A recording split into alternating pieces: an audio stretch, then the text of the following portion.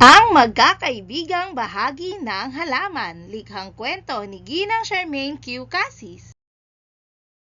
Sa isang munting hardin sa Pilipinas, may isang halaman na binubuo ng 5 magkakaibigan.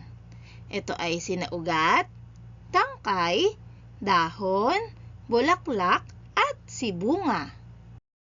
Si ugat ang pinakamalalim mag-isip. Siya ang mahigpit na kumakapit sa lupa upang hindi matumba ang halaman kapag may malakas na bagyo. "Ako ang sasalo sa lakas ng hangin," sabi ni ugat. Si tangkay naman ang matatag na nag-uugnay sa lahat.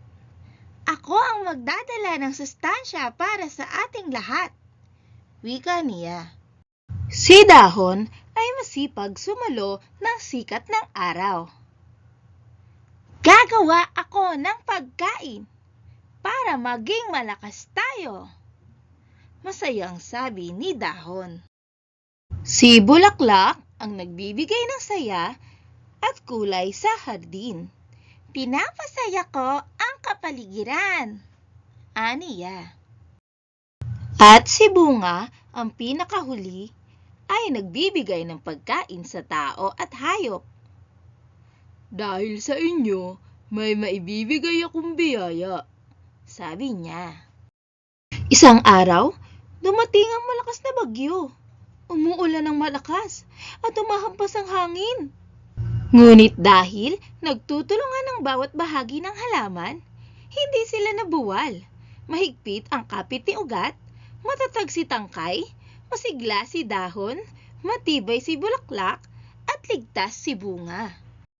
Pagkatapos ng bagyo, mas lalo silang tumibay at mas gumanda ang hardin. Aral sa kwento: tulad ng mga bahagi ng halaman, kapag nagtutulungan at nagmamalasakit sa kalikasan, nagiging matatag tayo laban sa anumang pagsubok tulad ng bagyo.